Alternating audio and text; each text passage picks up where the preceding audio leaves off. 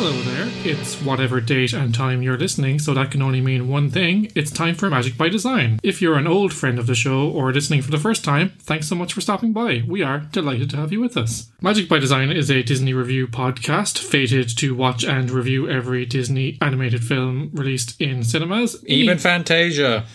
Garrett, all right, you haven't been introduced yet. All right. In each episode, we watch a classic Disney movie, then we talk about it, and there's even a little song at the end. Mostly, not this week, so you don't even have that to look forward to. This week, we experienced Disney's 38th animated feature, Fantasia 2000. Here we go again on our own. But before the conductor strikes up the orchestra, allow me to introduce myself. I'm Ken, and I am joined, as always, by my co-host / brother. You heard him just a moment ago, Garrett. Garrett, how are you? Do we have to? We do. Do we have to? We do, Garrett, because we've committed to doing all of them, and there would be a gap if we didn't. But do we really have to? I mean, having horrible flashbacks to these package film eras where it's just like riddly diddly dee as some character is nonchalantly moving not really to the music but kind of to the music, broadly to the music. We'll get into that. That's the problem with these films, and it's terrible and I don't like it, and I actually think this is worse than the original Fantasia, which at least has segments that I liked. Thanks so much for listening. We'll see you next time. Like, nothing in this Fantasia is as good as the Night in the Bald Mountain segment of the last Fantasia, which is like actually I think the high point of Disney's music to animation format. And I don't even remember the films we mentioned it in, but like multiple times in the films since the package films and since Fantasia have we mentioned that Disney has done musical sections that are basically Fantasia better than Fantasia. Like it's animation set to music in a way that's better and more satisfying than the actual films on which the entire premise of is animation set to music. So just get out of here with your Fantasia. It sucks. Stop trying to make this happen, Disney. I'm excited for them in like 2020 or 2045 to be like Fantasia 3. Stop trying to make Fantasia a thing. They really do. It's like at the start they're like, and we had this revolutionary idea that this would be an evolving concert where your favorite pieces would move in and out and new pieces would come, but it didn't happen until now. And then it's like, didn't happen then either, Disney. Stop trying to make Fantasia work. I've been aware of this film for a long time, but it has never really occurred to me to watch it, especially after watching the original.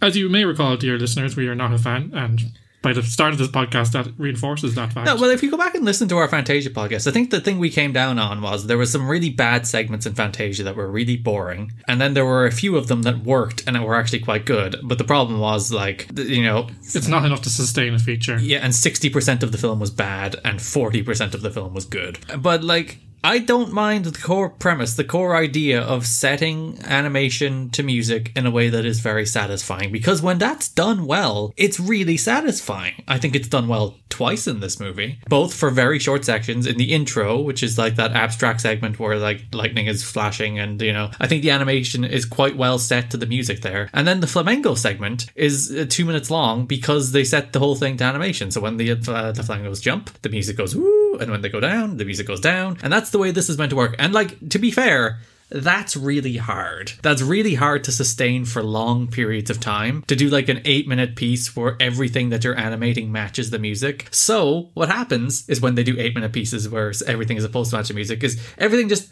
broadly matches the music. You know, it matches like the broader tone and spirit of the music without actually matching the beat to beat moment of the music. And if it doesn't match the beat to beat moment of the music, it just doesn't work. It's just boring otherwise. I found myself in most segments and for long periods of other segments not even noticing the music. I was watching the visuals, which were varying in terms of quality. To your point, I don't think they've successfully pulled it off this time in all cases either. And it's a hard thing to do. Like, there's a reason that it works over 2 minutes rather than 8 minutes. Yeah, it's really hard to do. And I don't deny this. That kind of animation, to do it that precisely for a long period of time and keep it interesting and keep it new and novel and fresh for like, what is it, six different segments. And freaking Sorcerer's Apprentice just dropped in here from the 1970s or 50s, 40s. When was Fantasia?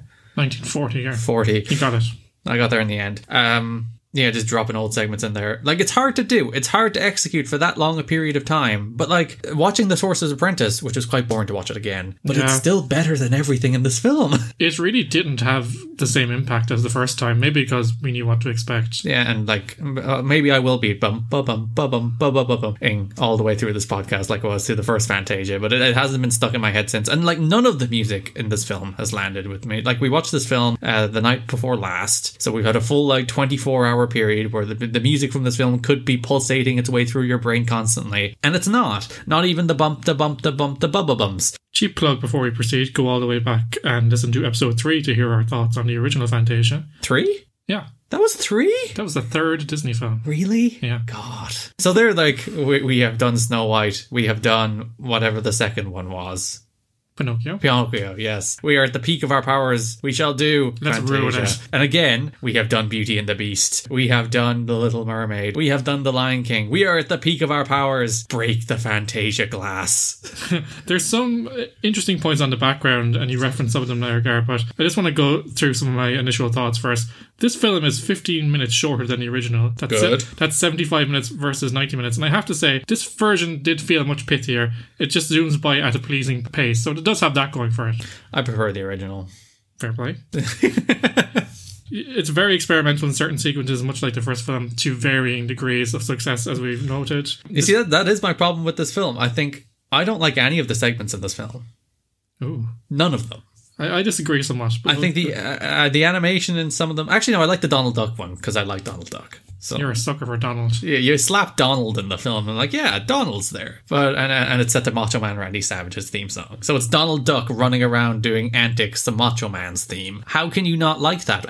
And the thing is, even if Donald spoke in that segment, you wouldn't understand him anyway, so nothing is lost. Yeah, so I'm pro Donald. But like I just don't think this film works. I don't think these segments work. I don't think the music to animation bits work. It's this film also needs to come with an epilepsy warning. There is some like real... I'm surprised. It probably does have it if you look at the Disney Plus notes. I'd be surprised if it doesn't, because there is some like real, especially that opening sequence with the thunder like flashing all over the place. Yeah, like even for people without epilepsy or disabilities, they struggle, because I found it very jarring at times. Yeah, and like especially if you're watching on a big TV, we're watching on a relative. Actually, no, this is a 4K monitor, so it probably looks nice. I'm going to check. Does it have an epilepsy? It doesn't have an epilepsy warning. It should. It really should. They had a gimmick in this one, Gar, rolling out celebrities to introduce each segment. We'll talk about that as we go through them. Mm-hmm. I didn't think it added anything really to it. I liked Steve Martin. Yeah, I thought he was funny. He did a bit at least. And like I was like, oh, Steve Martin is going to be the host of this. I'm on board with that. But no, he was just the intro host. And I was like, oh well. They were filmed separately in front of a green screen so they could slot them into the overall performance. A big note here, Gar. The 3D in this film is very bad overall. Oh, it's terrible. Oh, the whales. Like, legitimately, this film started on a very sour note for me, because after the intro, then, you know, the flashing thunder and stuff, that's all nice. That abstract stuff, it's pretty fine. Cool. They go to this 3D section with just awful looking whales. They look terrible, and it takes you out of it the entire time, because not only do they look terrible in a way that's like uncomfortable to look at and a little gross, and it's just like this looks bad. Even this was nice, which it kind of wasn't. Like, those whales are so bad, and we've had good implementation of 3D in recent films. We watched Tarzan and we're like, oh, the way they've added depth of field here is actually quite cool. And we look at Mulan and like the way they did the Huns coming over the mountain and charging at everybody in large numbers looked quite cool. And now here we are with just some horrible, terrible, like aged far before its time PS1 cutscene level CGI that they're dumping in this crappy Fantasia film. I didn't like it at all. There are reasons for that, Gar, so I'll give you some fun facts about why that was crap in a short while. They didn't try? Did they try? They did try. Finally, Gar, this film is part of a phenomenon around that time of everything released in 2000 having 2000 there. Oh yeah, my first note. Adding 2000 to everything, question mark? That's the first thing I wrote down. Like, I do love that. It's just like that millennium thing of making everything sound futuristic by going like 2000. Bambi 2000. Now the mom's a robot. The deers are made mechanical. Yeah, I just thought that was a funny note. Yeah, like everything in the year 2000 was 2000. It's like, yeah, we're moving into the future here, folks. Y2K didn't take us down. Isn't Y2K like the biggest, like, because like Y2K was not a myth, it was an actual problem, they just solved it. And I think it's created this idea that like big issues are actually not big issues, they just go away. And instead, like, big issues are big issues that smart people solve. Which was actually the case. It's like, this might be a real problem, we have to deal with it. We dealt with it, and then everybody assumed it wasn't actually real. I also think it's interesting how that was a real problem, but now we've evolved with the help of internet and social media to fret about things that aren't even real. Yes. Like, death cults that eat children to stay young. Well, yeah, the George Soros and his army of liberal media who... Wayfair.com. Kidnap children to suck their blood.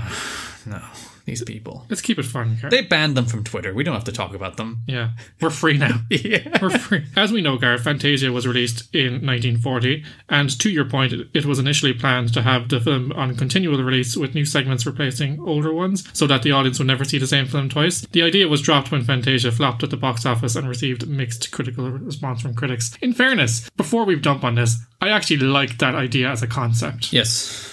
Like a film that's forever growing and adapting and evolving. So it has some DNA with the previous version, but it's new every time you see it. That's a cool idea. I wonder, like, we watched this film in a bedroom watching on a computer monitor, which I feel like is not the way to watch this film. Yeah. I don't think any home theater version of this film is really the way to watch this film. Like, I do wonder how this film would work in a theater with an actual big screen experience and like good surround sound speakers, and like at least some of the awe and spectacle comes across. And then if you go a step further, I think the best way to see Fantasia would be as a live concert performance. For sure. Like, that feels like what this should be. Like, Fantasia should be a franchise, like, like they have their musicals wing, they have their theme parks. It should be like a thing in itself that's kind of a movie, but... It's a touring show. It should just be a touring show. It should be like Riverdance, but for animation. Yeah, because we went to see Jurassic Park set to an orchestra playing the score. That's what this should be. So, like, watching it on demand on Disney Plus in a bedroom, not ideal. I don't even think, like, as I said, I haven't seen it in a theatrical setting, so I can't judge it in a theatrical setting, but I feel like it would be better that way, but still not ideal. Like, this is just a touring show. Like, and that's what it can be. Like, they have a set list, and every night they do 80% of it, and 20% of it rotates. There you go. There's Fantasia. I fixed it for you, Disney. And they have a whole department that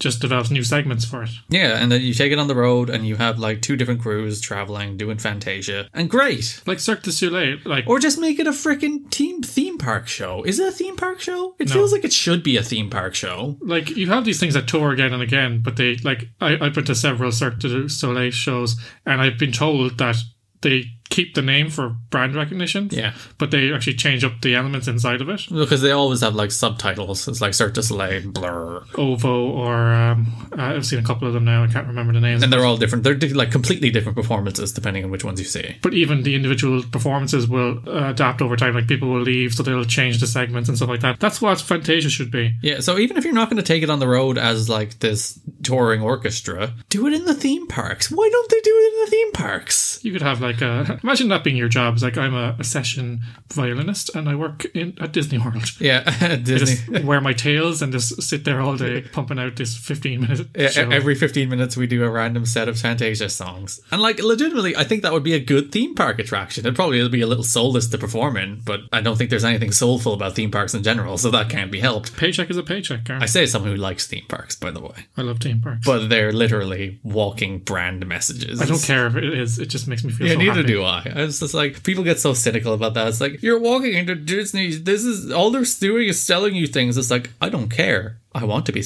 look at the castle. I'll eat that expensive food because it makes me feel good. Yeah, curry popcorn. Yes. Yeah. Mickey Mouse shaped waffles. Of Side course. note, Gar, Tokyo Disney has the best theme park food. Yes. Curry popcorn is delicious. It had pancakes, they had Mickey waffles. They had large chicken legs. I think they were ham hocks. Or turkey legs. They had all that stuff. Yeah. The idea of a Fantasia sequel was revived shortly after Michael Eisner became CEO of the Walt Disney Company. Bring back Katzenberg.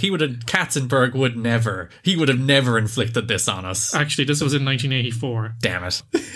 But it was at the suggestion of Walt's nephew Roy E. Disney. Eisner was intrigued by the idea but believed that the studio didn't have the resources at the time, and Walt Disney Studios chairman Jeffrey Katzenberg was not keen on producing the film. Oh yeah, so yeah, bring back Katzenberg. The second like Katzenberg is out the door, it's like Fantasia time. It's like we have to get Katzenberg out so he can do Fantasia. No, in fairness, it was greenlit on his watch car in 1991 after a 1990 re-release of the original film grossed $25 million at the box office, and its 1991 home video release received over 9 million pre-orders. Disney saw this as a sign of renewed interest in a sequel. Eisner approved on the basis that the video sales would fund the production. Production began under the working title of Fantasia Continued, with the release in 1997.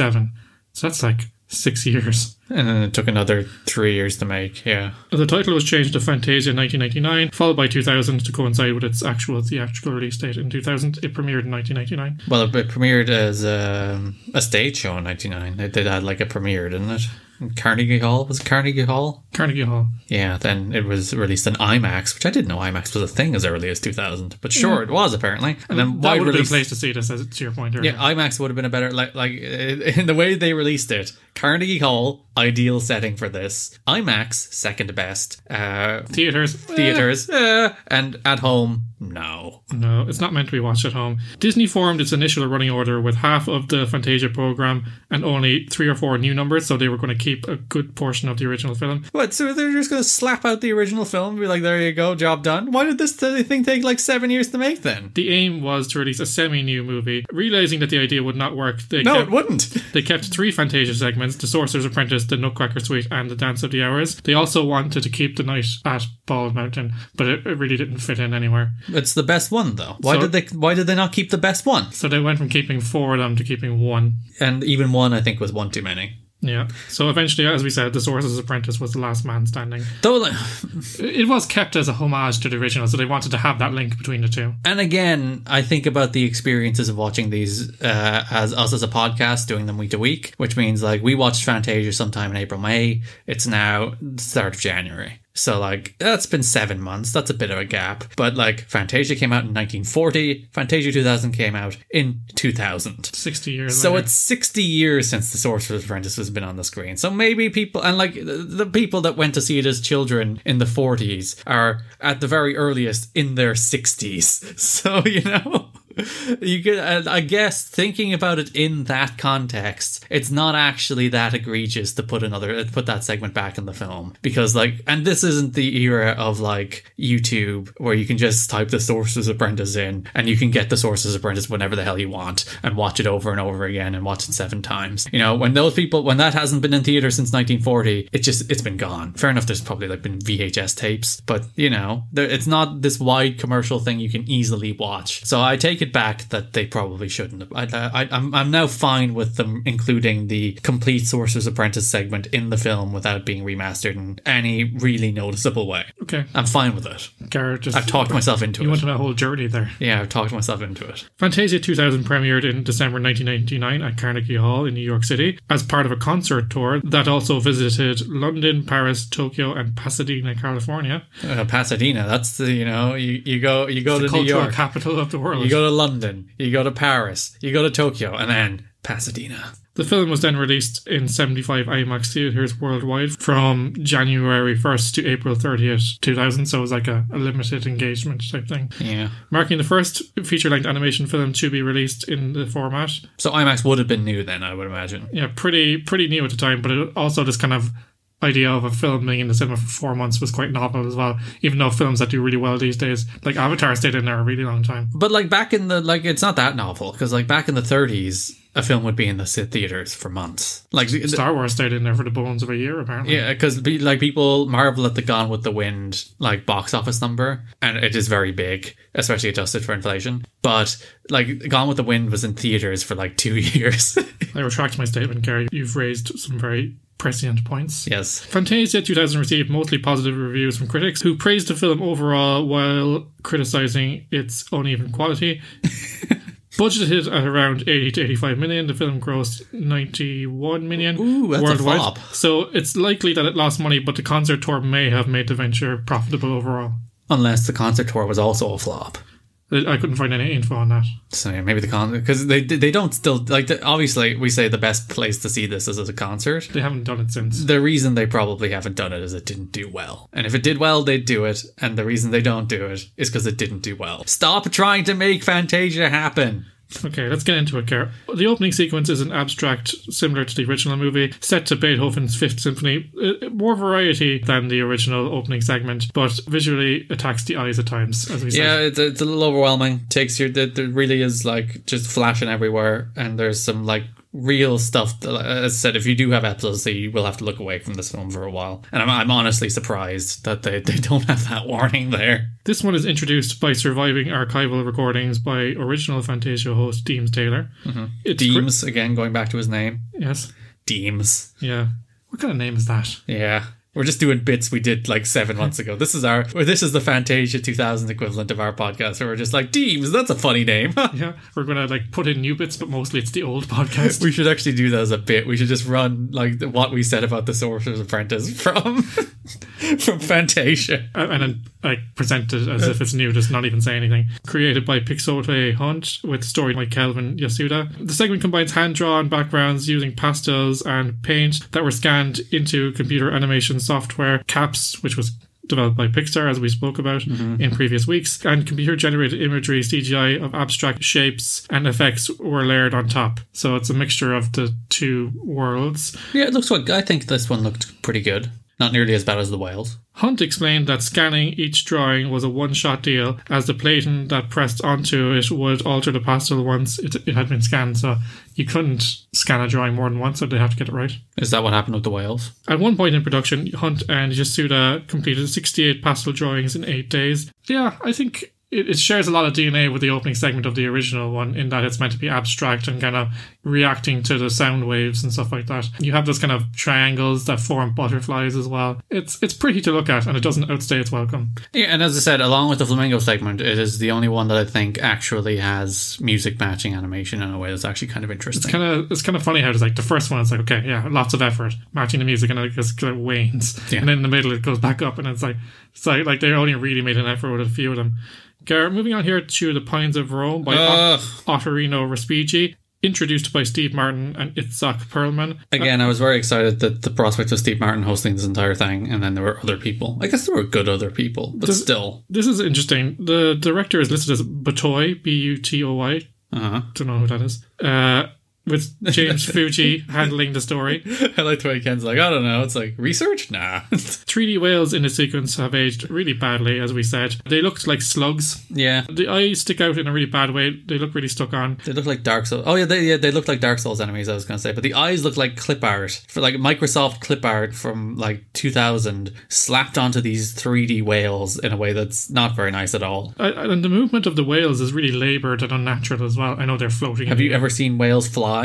No. Maybe that's how they fly.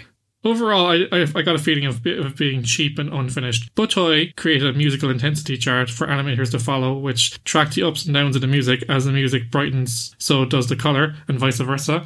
That was not successful, by all accounts. Like, one of my major notes was, whale section just does not particularly suit the music. Like, that's one of my major notes. I found myself, like, horroring at the visuals and then not even paying attention to the music. Yeah, because, like, what they do, they do as I said, they do the music too broadly. It does match the major emotions of the piece, but that's about it. So really what you're watching is like it's not really like what this movie should be is more of a rhythm movie. So if you ever play a rhythm video game, it's like where you press the button in line with the beat and something happens. That's what should be happening here. It should be a rhythm movie. What they end up doing is basically just they do a series of wordless shorts that, you know, like they score it as if they would score Tarzan. You know, this is the exact same way they score Tarzan, which is the reason this doesn't feel special. So like when the action ramps up in Tarzan, the music ramps up, because that's the way film scoring works. So it just ends up just being something really basic that you see in every single film, instead of something like really special and interesting. Yeah, because when it's timed with the music like that, you should feel it viscerally rather than just with your ear. It should be an overall experience that kind of consumes your whole body, where, as you said, this is more of a standard film score. But Toei explained that because CGI was in its infancy during development, the first third of the segment was hand-drawn using pencil to get a feel for how the whales would move. When the drawings were scanned into the cap system, Toei found the whales were either moving too fast or had less weight to them. The drawings were altered to make the whales slow down and more believable. Still not successful. Though the people, it's like when CGI was in its infancy. Like, this is the year 2000. We've had 2 Pixar films at this point, Gar. Isn't it 3? Isn't Toy Story 2 out by now? No, not until 2001. So yeah, we have A Bug's Life and we have Toy Story, both of which look great. And as I said, we have like good 3D implementation in these films going back to The Rescuers. So... Or not even The Rescuers, further back to the one before that with the mice. Great Mouse Detective, which actually had good like 3D implementation. Remember the clock tower? Yeah. It looks much better than these whales. This explains a lot, Gar. The eyes of the whales were drawn by hand as the desired look could not be achieved in 3D by the animators. So what we're saying is that it wasn't in its infancy. They didn't know how to use it. Remember the clip art mascot for Microsoft Word? Clippy? Remember Clippy? Was that his name? Did he have a name? Yeah, let's go. What's he up to? Is he dead? Did Microsoft just kill the clip art thing? I'm going to Google what the name of the Microsoft clip art monstrosity is. I'll keep going. But I also recall the challenge of having water appear to move as naturally as possible. The team decided to write computer code from scratch, as traditional animation wouldn't have been too time consuming and would have produced undesired results. Again, I didn't think the water looked particularly good in this segment. No. There was a period where it actually looked quite realistic, and I was like, ooh. And here's another thing. They used code to animate the pod of whales that was similar to the Stampede in The Lion King. Mm-hmm. And again, that was from like 6 years previous, and it looked even better than this. Yeah. So like, they've used all these elements that they've used before and they've perfected in other mediums and movies, but they used them like worse. It's, yeah, which is the reason I thoroughly dismissed their CGI was in its infancy nonsense. Yeah. There's freaking PS1 video game models that look better than this game. Get out of here. Get out of town. Like, the intro segment isn't very long and it sets the tone, right? So this is the first real segment of the movie. Like, and it really needs to be impactful and get you off to a great start. I really thought this fell flat. Mm-hmm. Moving on here, Gar, to the Rhapsody in Blue by George Gershwin, introduced by Quincy Jones, father of Rashida Jones, as Gar was surprised to find out. Yeah, I did not know that. This one is directed and animated by Eric Goldberg. Gershwin is the first American composer featured in a Fantasia film. I really liked the visual style of this one, which was inspired by the art of Al Hirschfeld. It had some really funny visual gags. It tells the story of a day in the life of New York City, told through the eyes of a few central characters. Basically, we see the plot of Soul at one point. Yeah. We won't go into that for spoilers' sake. The action moves at the same pace as New York, so if you've ever been there, it literally doesn't stop. So like, if you stop, I haven't been there. I have been there. No one can go there now unless you're already there. I've been there like 3 times, and like, I remember the first time it was really overwhelming because there's so many people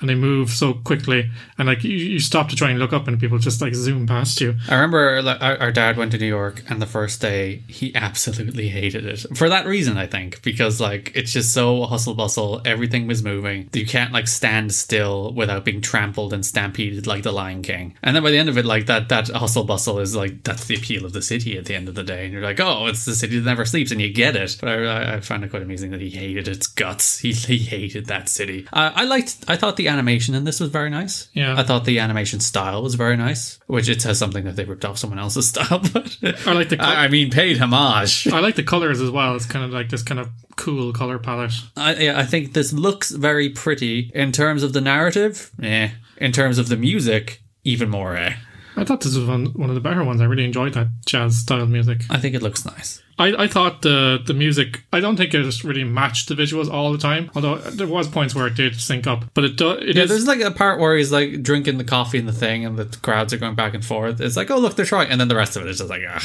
But it is really suited to the piece. Like, I think it looks nice. The music goes really well with it. I thought that the fast pace of the music and the visuals gave the short a sense of life and momentum that we don't see in the other ones. Mm. The music was recorded previously, one of 2 pieces in the film not performed by the Chicago Symphony Orchestra. What was the other one? The Sorcerer's Apprentice. Oh, I was hoping it would be something else, and it'd be like, the Sorcerer's Apprentice, Ken. You'd be like, oh yeah, of course, damn. The segment was completed 2 months ahead of schedule. Despite this, the sequence was so chromatically complex that the rendering process using the cap system delayed work on Tarzan. because they were using the same software. So what, is it like a computer in the office? They're like, only one of us can use the Caps computer today, and the Tarzan team are like, our release date is sooner, let us use the computer. They were hovering around like in this, getting into fights over the Caps system. Yeah. But yeah, I can see what they mean, because the transition of colour in this seems simple, but like to get that visual harmony that they got in the piece, it's actually quite complicated to render those colours. So like it looks like a 2D film, and it looks like a 2D drawing because it's based on caricatures, but it's actually all done in 3D. Wow.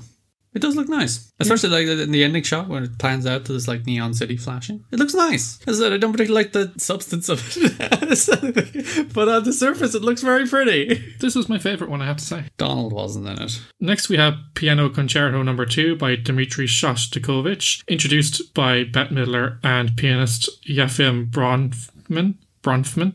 Nailed it. This one tells the story of the steadfast tin soldier, written by Bianca Marjole in 1938. More uncanny 3D here. This is the first Disney film of any kind to feature characters entirely rendered in 3D.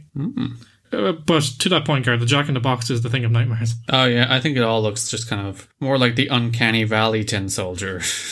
Good one, Gar. Got him. Like, I know it's a short story, they need to kind of get from A to B very quickly, but there's some very convenient storytelling here. Again, it's like, the narrative, how does he get back? Ugh. At one point, a soldier falls out of the window with a boat and he just lands in the boat. Like, that's very convenient. And also, what are the odds that the fish that ate the soldier would end up in the same house that he came from? For a shock, and then he'd be not eaten, and then... I don't care. I'm trying to muster interest in this mediocre animated short, and I can't. My overwhelming feeling here was that I didn't notice the music. No, I couldn't. As I said, I couldn't even tell you what the music was the majority of these. Yeah, like the visuals I was watching, because it was somewhat novel as the first for the studio, and some of it was truly horrifying, including the rats as well, which I think looked more like traditional animation, but I'm not sure. Again, it just seemed traditionally scored, so it's not matching the music with the visuals. Well, like it is, but as I said, on just a broad level, that doesn't feel like what this thing should be going for, and thus makes it actually quite boring. A fun note, Care, for you. The rain animation at the start was from Bambi, 1942, which was scanned into the CAPS system and digitally altered to fit the segment. And the ending was to feature the original ending in the story, with the soldier and the ballerina melting in the fire. But the music was considered too upbeat to animate to it, and it was changed. Yeah. So, like, in the original story, it's actually quite sad because they escape the clown or whatever it is. I don't know if it's evil Jack in the Box clown, whatever it is, and they end up in the fire. So like they are together, but they die.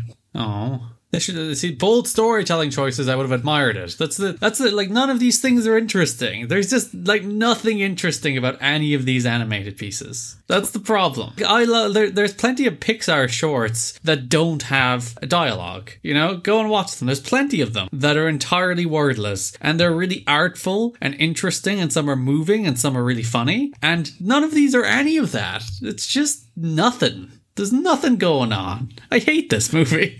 I think it's classic how that's like 1940s storytelling always had to have like cautionary tales for children. It's just like, yes, you will end up with your love, but you will die because you have been disobedient. Moving on here, Gar, to one of your faves, the Carnival of the Animals finale by Camille Saint-Saëns. Nailed it. Is it French? You should know it if it's French. Introduced by James Earl Jones and animator Eric Goldberg. Eric Goldberg was assisted by his wife Susan, who was the art director. Like, it tells the story, like, basically, he was fascinated by one of his colleagues, I think it was during the production of Pocahontas, would play with a yo-yo. And that's where he got the idea from. So it was like, flamingos will play with yo-yos. It's like, where did the flamingo get the yo-yo from, though? But who knows? They should have shown that, like, it falls out of a tour bus or something, I don't know. That tour bus? Yeah. Why would it fall out of a tour bus? This one is very short and sweet, so it's over before you settle into it. You, like, as you said, it's timed to the music, so like blink and you'll miss it. Yeah. Like, I almost can't remember what happened because it was so quick. Yeah, because he has a yo-yo and he's swinging the yo-yo, and when he swings the yo-yo, everyone jumps and the music goes woo. And like, as I said, like, this is the thing that the entire film should be. But making the entire film like this is really hard. But they decided to do it. I'm not the one that commissioned this whole idea. So just that it's really hard, that's not an out. Don't make the film if it's too hard for you to do it. Flamingo, and I liked it. The segment was produced with CGI and 6,000 watercolor paintings on heavy bond paper. I didn't notice that this was CGI. No, I would say I didn't think about it at the time either way, but like, yeah, it's not hand drawn, you can tell. Yeah, you can tell it's too smooth and graphical, but at the same time, they do a nice job of shading it to make it look like traditional animation. Animators chose a distinct colour palette for the segment, which was compared to the style of a Hawaiian shirt, which Eric Goldberg famously wears every day. The Goldbergs and their team visited the zoo in Los Angeles and San Diego to study the anatomy and movement of flamingos. Are they the classic Disney trip, Gar? Are they the Goldbergs upon which the television show The Goldbergs is based? No relation. Oh. There's a lot of Goldbergs in America, Gar. I've been watching The Goldbergs as like background noise. It's like, that's a nice show. Yeah, I used to watch it when I had my own house. I don't have one anymore. But it is a pleasant show. Like, you can kind of watch it and not watch it. But if you do watch it, it's got some good laughs. It's got the nostalgia in there. Because I remember when it premiered, I would have watched, because like it was one of the shows that year that I'm like, oh, The Goldbergs, that seems interesting. I'll give it a go. And I probably watched like 5 or 6 episodes. I'm like, yeah. But it's like it's on TV. I throw it on as background noise while I'm working. And it's like, get a couple chuckles out of it. It's like, good job, The Goldbergs. I remember that. And the good job these other Goldbergs who made one of the few animated sequences in this film that actually matches the music. Well done. Yes. Goldbergs doing well all around. Bill Goldberg, Royal Rumble. Look at all these successful Goldbergs. All successful at once in my life. Yeah, it's like, what do they call that? That's when you see Goldberg and then you see it everywhere.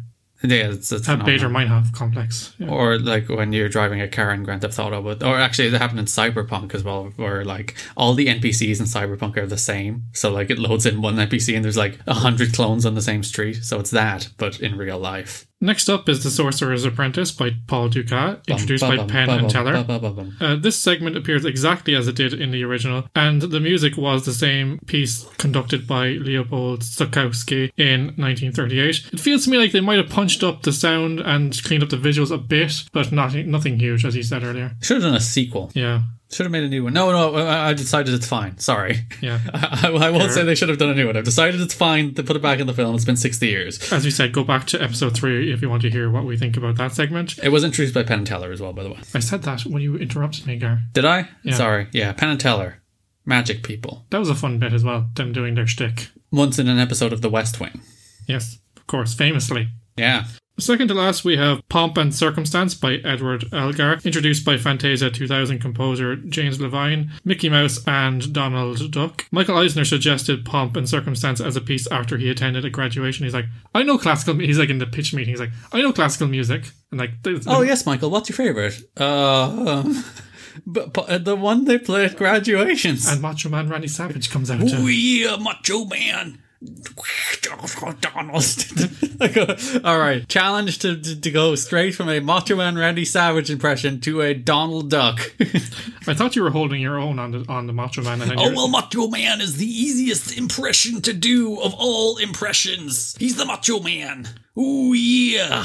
Legitimately, like, everybody can do a Macho Man impression. It's actually harder not to do a Macho Man impression than do a Macho Man impression. Ooh, yeah. You just have to be really gravelly and then speak in that like weird cadence that Macho Man speaks in. It really ruins your voice. So does it imagine doing a Donald Duck impression.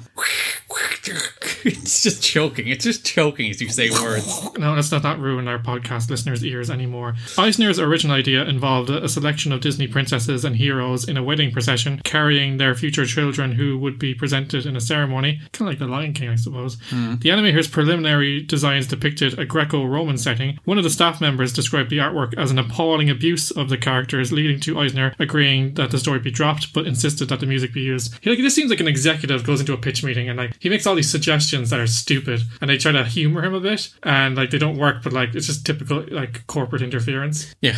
And then he's like, it doesn't work, do it again. And they're like, we didn't even want to do this in the first place. We've only done this stupid segment that we don't want for you. And then you come parachuting in telling us it doesn't work. No shit.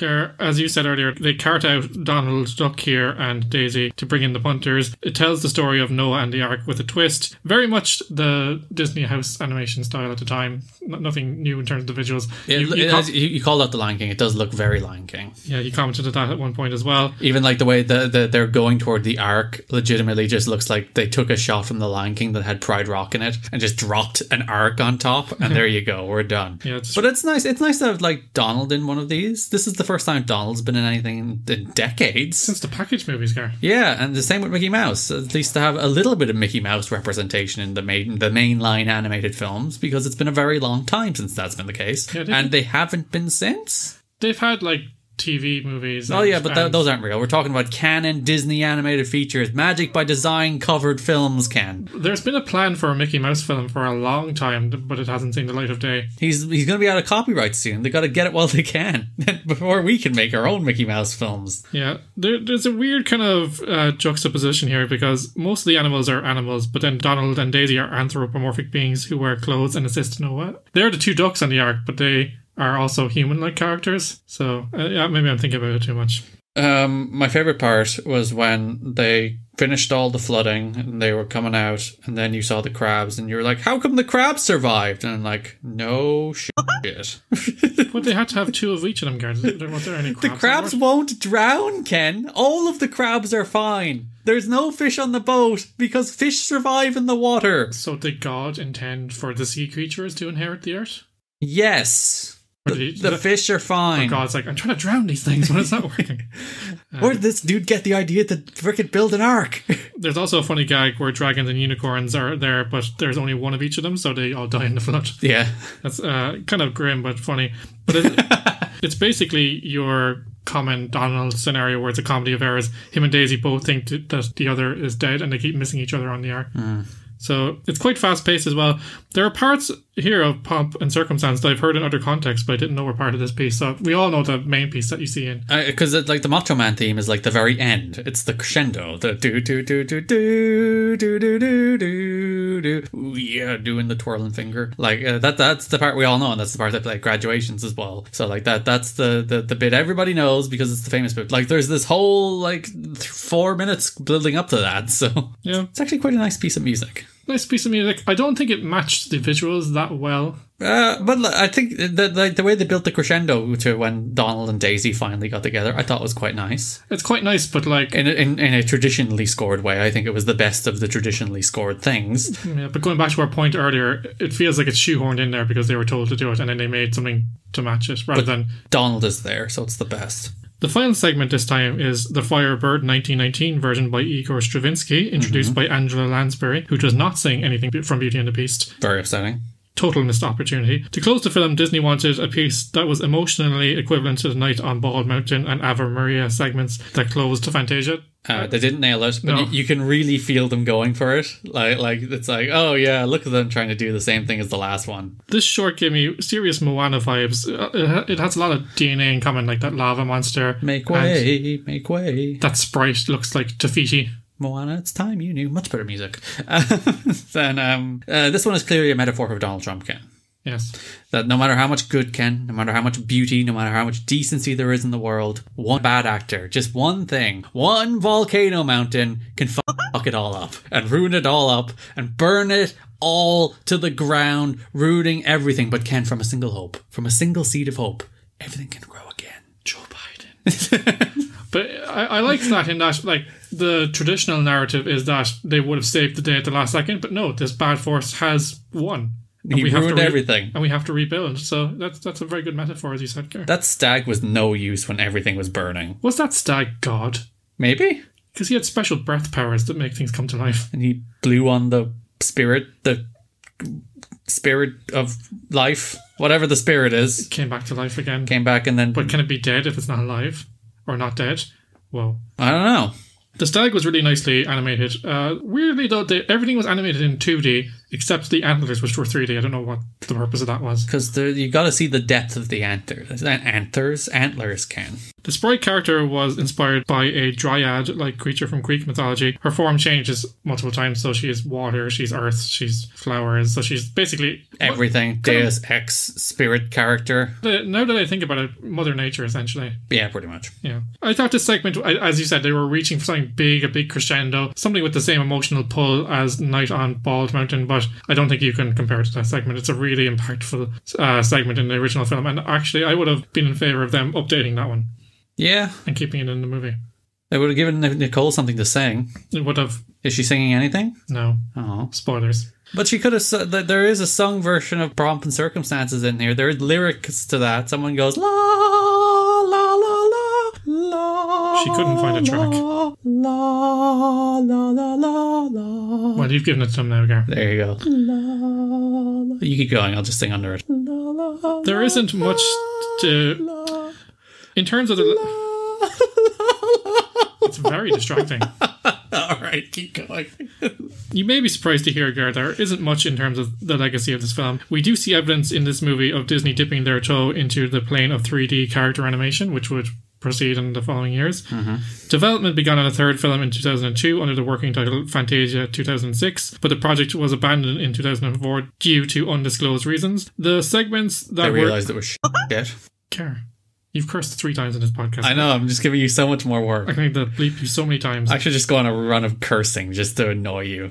The segments that were already developed for the film were released as shorts instead. The legacy of this film, Kent, it should be a cautionary tale. A cautionary tale they did not learn in the 1940s, but maybe had an excuse in the 1940s because, like, war. They're like, oh, Fantasia didn't work because war. They don't have that excuse anymore. Fantasia doesn't work. Stop trying. Stop doing Fantasia. No one wants it. It's not good. It doesn't work. Stop doing it. And if it comes in like 2035 or whatever, Ken, and they're like, what if we do Fantasia again? I will picket the offices of Disney. I will show up with this podcast recording of me telling you right here on January 17th, 2021 at 8 minutes past 5 in the afternoon that Fantasia does not work. Learn from the 2 times you tried and failed. My overwhelming feeling echoes your sentiment, Gar. I feel like, having watched both these movies and the entire package era, I can appreciate these pieces as a place for experimentation and testing different types of storytelling and experimentation with music as well. But I want these things as an extra before my feature, not as a feature in itself. That way, it feels like a treat, and if I don't totally dig it, it's a bonus. I am now firmly convinced that this format doesn't have what it takes to carry an entire 90-minute film. Nah, it doesn't work as a feature. And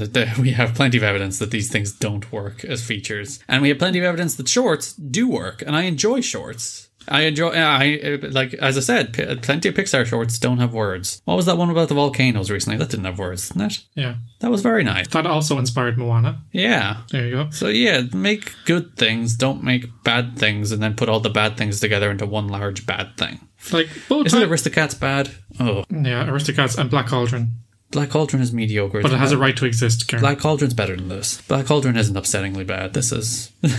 Yeah, I had a certain sense of completion from Black Cauldron, but I always come away from these films, especially Fantasia 1 and 2, feeling a little hollow and unsatisfied. Separately, these shorts could have merit, but as a whole package, it just doesn't land, does it? No. And I don't actually think there's particularly good short. There's a nice little Donald Duck one, and the city one looks nice. It's well animated. And for me, that's all this film has going for it. Like all. In the 1:15 runtime, I think one of them looks nice, and Donald Duck amuses me. Yeah, so if you'd watched that as a prelude to a Disney feature, you'd be like, oh, that's a nice bonus. Yeah. I wasn't expecting that. Or even if you didn't like it, you were like, okay. Now on to the thing I came for. Exactly. Imagine this being the thing you came for. I know. It would be so upsetting. All I'd have is the bump, the bubba bumps. Alright, musical maestros, we've nearly come to the end of the show for another week. Sadly, there are no songs in Fantasia 2000, but fear not, resident musical expert Nicole is still waiting in the wings to deliver some interesting tidbits of trivia about the music of the film. Yeah, we're clueless dopes who actually know nothing about music, so we're really like this. So we're actually the total wrong audience for this thing. Yeah. But still. We didn't even talk about the music that much, so Nicole will save us and inform you about all that. You can find brand new episodes of Magic by Design every Monday, where all magical podcasts are downloaded. Check out our website at magicbydesign.buzzsprout.com to find a full list of podcast providers. There, you'll also find all our previous episodes if you're catching up or feel like revisiting an old favourite. Magic by Design is also on all your favourite social media platforms. You can find us on Facebook at facebook.com/magicbydesignpod, on Twitter at magicdesignpod, and on Insta at magicbydesignpod. If you're enjoying our Disney evaluations and want to support the show, please do consider giving us a review on your podcast platform of choice. Share the podcast on your socials, or even recommend the show to a fellow Disney fan. If you don't give us a 5-star review, we will make you watch both Fantasias back to back. Forever. You can't escape those terrible looking whales, or that really long Big Bang dinosaur one. Remember that one? That one was terrible. It's a poor man's land before time.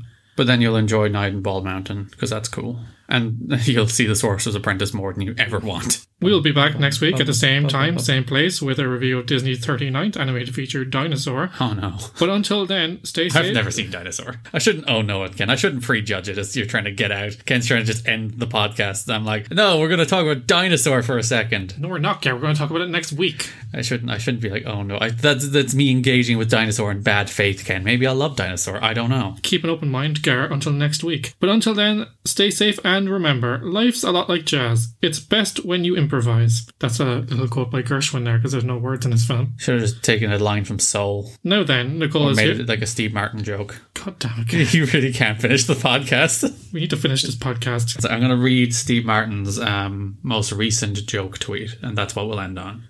Now then, Nicole is here with a symphony of fun facts about the music of Fantasia 2000. Thanks for listening. Now over to you, Nicole. Give me a joke, Steve Martin. No, you've let me down. Stop quote tweeting things. I just made up a cryptic crossword clue. They're descended from raptors. I don't get it. Hello there, Disney fanatics. It's me, your musical correspondent Nicole, coming to you live from my bedroom. This week we're looking to the millennium for Fantasia 2000, a Disney sequel, and an ode to classical music. The movie begins with Beethoven's Fifth Symphony, arguably the most famous symphony by the composer, and in classical music in general. Who doesn't know that intro? The drama. Pines of Rome was rearranged in 1993 by Bruce Collin, who reduced the 4-movement piece by cutting the second movement and trimming sections of the third and fourth movements. He may as well have done away with the whole thing, to be honest. Next was Rhapsody in Blue by George Gershwin, a favourite composer of mine, especially for his musical theatre songs. I particularly love this piece because of the clarinet. It's just so sexy at the start of this piece. Yes, you heard that right. Sexy. The recording of Rhapsody in Blue used in the film is an edited version of Ferd Grofe's orchestration of the piece, performed by the Philharmonia Orchestra with conductor Bruce Broughton. Russian composer Shotkovic is arguably the most celebrated composer of the 20th century. His Piano Concerto No. 2 was composed for his son Maxim for his 19th birthday. It's cheerful and fun, uncharacteristic of Shostakovich. There is still a few dark elements dotted in there if you listen out for them. The Carnival of the Animals by French composer Camille Saint-Saëns is all about fun. For me, this is my favourite animation of Fantasia 2000. It was composed after a terrible German concert tour.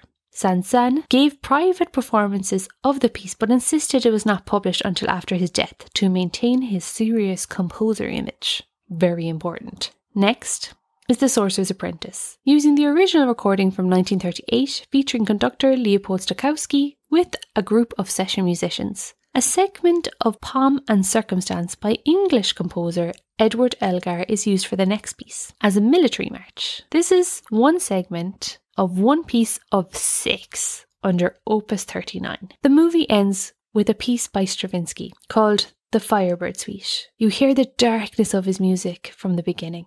It's dramatic, suspense-like and exciting. And again, a favourite of mine. Apart from The Sorcerer's Apprentice and Rhapsody in Blue, all the other pieces were recorded by the Chicago Philharmonic Orchestra with conductor James Levine. I adored this movie as a kid as it introduced me to classical music and a wide range of composers who could compose for instruments in varying ways with different techniques, moods, styles, textures. It always astonishes me how an orchestra or group of instruments can be wielded to create such dynamic sounds, be it sinister or cheerful. That's it for this week, folks.